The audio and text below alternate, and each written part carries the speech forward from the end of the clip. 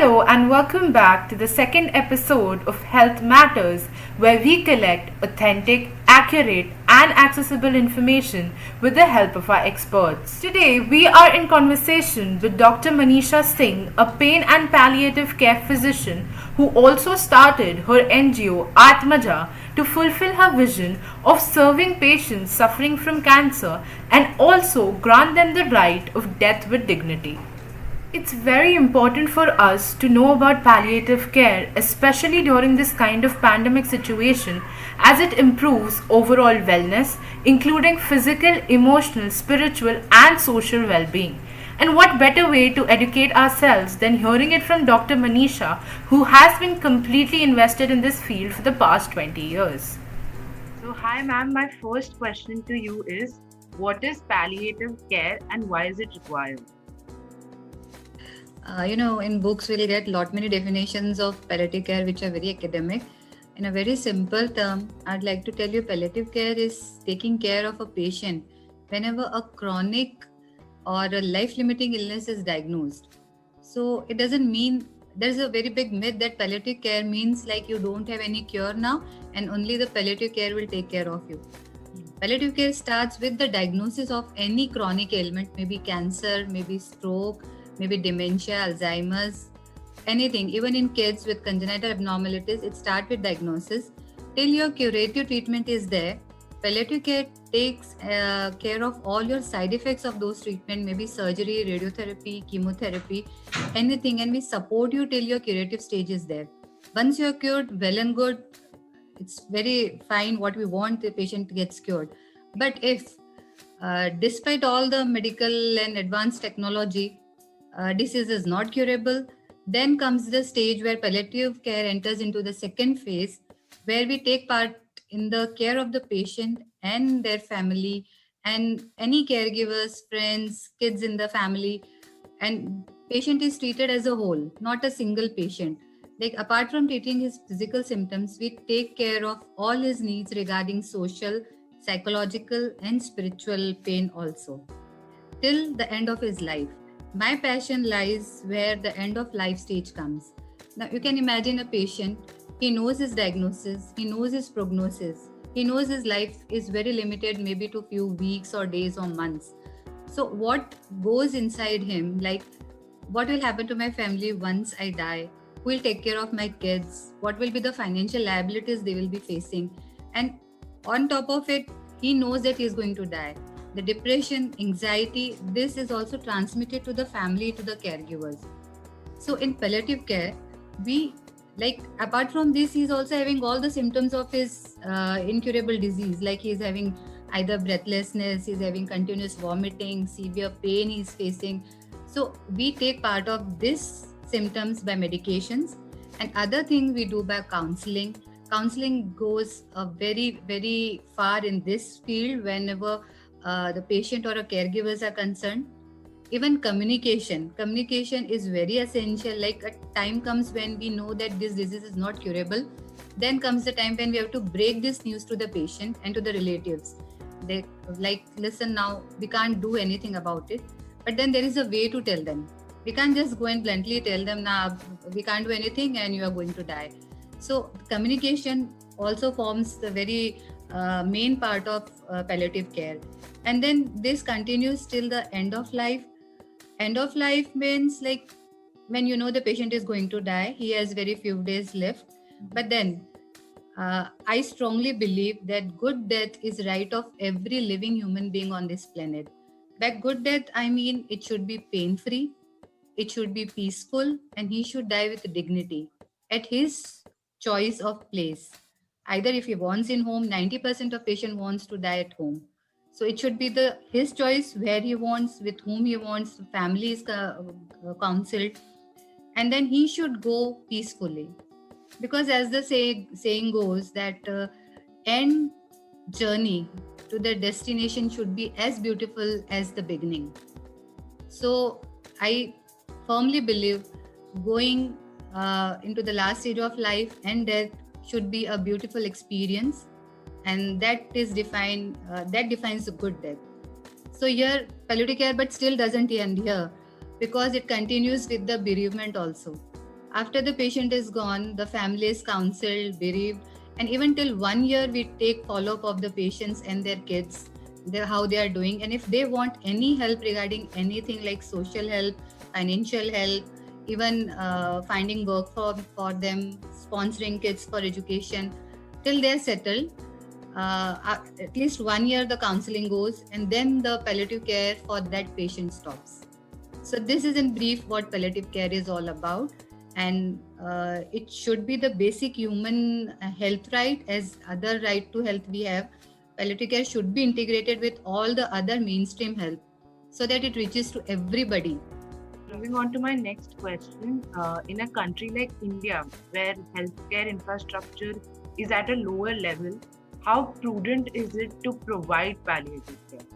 Actually, it is more important to provide palliative care in a country like India or other low income group countries. We are not low income now anymore, but still WHO thinks we are in middle income and low income group, because here the health infrastructure is very less.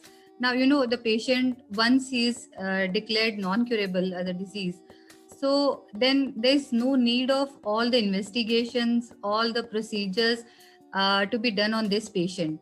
We know he'll not be cured. So saving on the health infrastructure is much more important in this case, and using it for the salvageable patients. Now, what happens whenever patient in end of life care, he gets some problem, relatives will take him to the hospital. Taking them to hospital is a big task because they are all bedridden mostly. So arranging a taxi, spending 10,000, 15,000, they are coming to the regional centers where we are just giving them the symptomatic treatment. We are not admitting them, we are advising them. We don't want any ventilator to be put on these patients, because ultimately what we are doing, we are not prolonging life, we are prolonging death of that patient. We are increasing his agony. So that doesn't mean we are denying him the right to treatment. We'll treat him, we'll do all the symptomatic treatment, but unnecessary investigations and unnecessary procedures are not done on this patient. They are not advisable as per the policy of the palliative care. So in this way, we are actually saving hospital resources. We are saving patients' financial burdens also, because already for 2-3 years they are very much depleted as far as the finances are concerned. Because in India, everybody doesn't get the benefit of health insurance or any government scheme. Many of the patients, they pay from their pockets.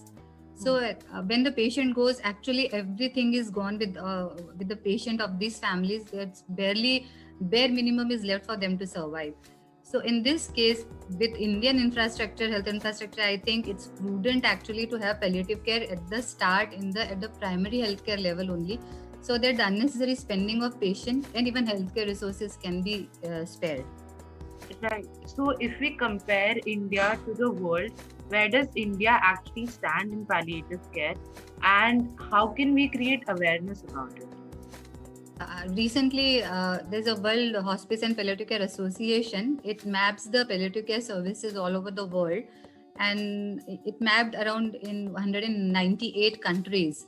So still they put India in a 3A category. That means we have isolated palliative care services here and there, mainly in the regional centers, which are very less as compared to what the population we are having. So actually, world over, almost 14% of patients are getting palliative care services, but in India, it's even less than 1%. So you can imagine how much dearth we are having of palliative care, even awareness, and palliative care physicians working in this. People don't know what is palliative care. Even community level awareness is also required. Also, another thing is like morphine exemption. Morphine, how much morphine we are consuming is taken as a part of assessment of palliative care services in a particular country. So we being the largest exporter of the morphine, but we are in one of the 5 lowest countries who are giving morphine to our patients. Morphine is the mainstay of pain treatment in cancer. Nothing works like morphine for these patients because they have severe pain. Right. We need opioid analgesics only for this patient. So because of so many regulatory restrictions which we have, this being a opioid drug, so this becomes very difficult sometimes for providing morphine to these patients. But recently, because the amendment was done, is NDPS Act, where now the morphine is easily available to the patients at least. So slowly it's picking up, and morphine is at least now available all over the country in at least regional centers. So still we are like very low in morphine consumption. We are not providing good pain relief to our palliative care patients. So, but still the NGOs like my NGO Atmaja, and then there is one established NGO in Kerala, which is Pallium India. They have done wonderful work in last 20 years. They have established a model uh, how palliative care can be established with the help of community and with the will of politicians. Of course, you require government support so that it percolates to the lowest grassroots level. So India stands like we are having a palliative care activism, they say, but still it has to jump now from here to cover whole of the country, because health being a state matter, it depends on all state governments and union territories what they do with this. India has one more good thing, which was done in 2012. A national program for palliative care was set up, but still it's in a latent phase. It's every state has to implement it. Some states have already started implementing it, and slowly we are seeing the interest of the government and the bureaucrats and the community, because they are seeing the importance of palliative care in all the fields, especially when this COVID-19 came.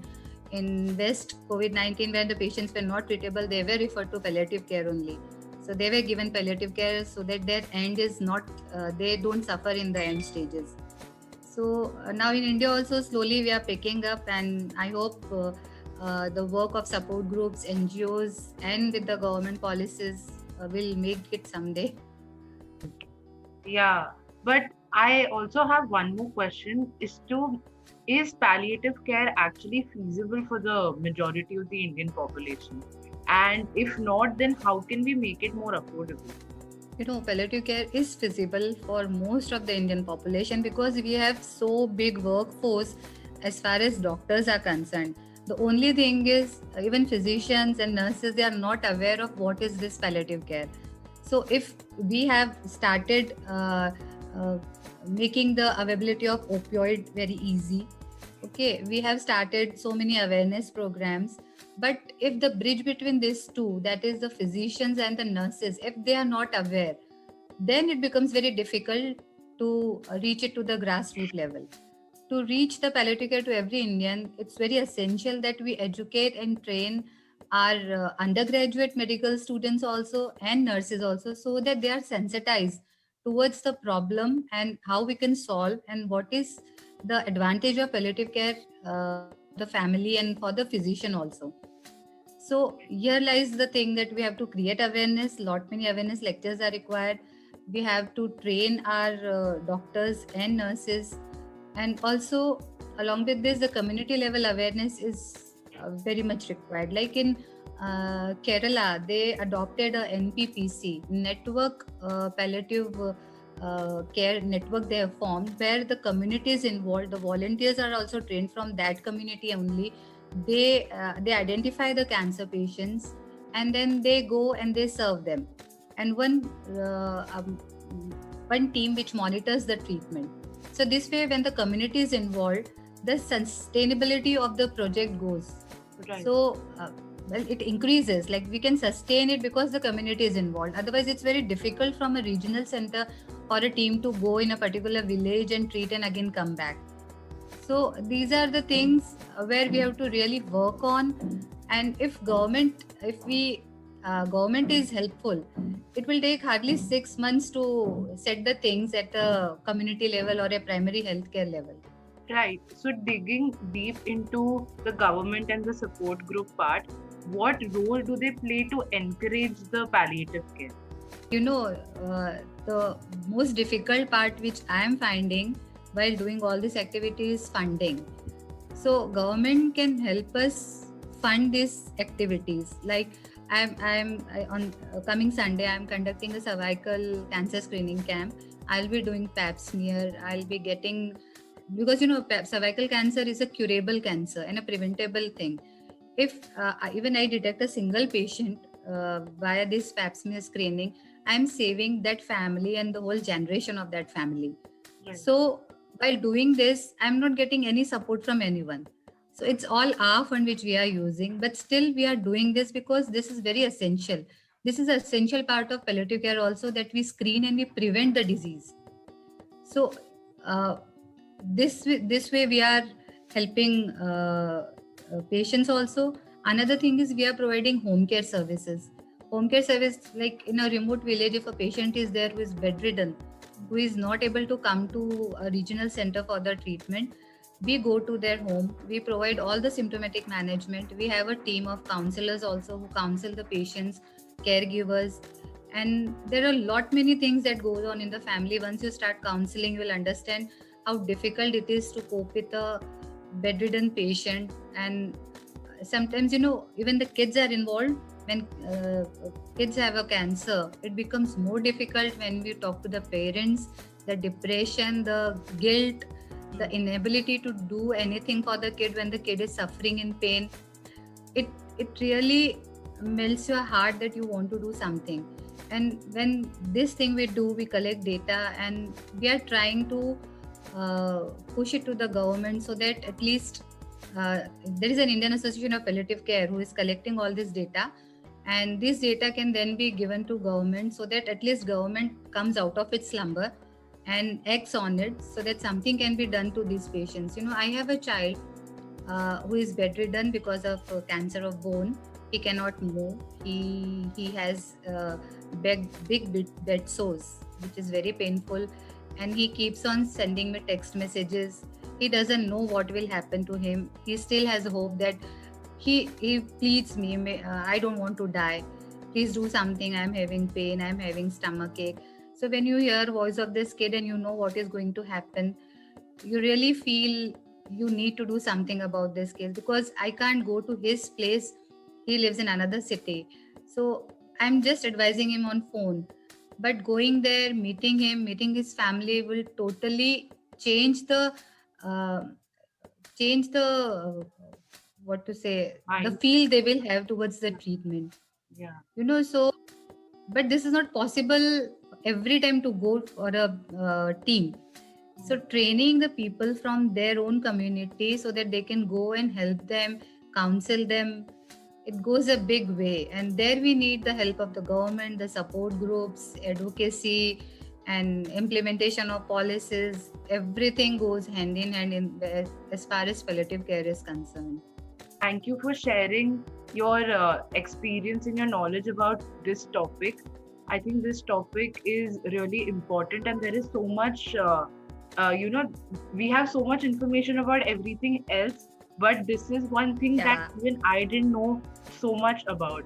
So I am sure our audience will, get a new perspective, especially from a expert like you.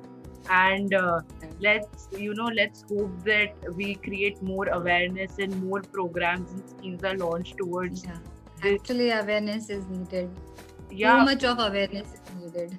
Yeah, I think if people still ask me what is palliative care, and the word is like palliative care.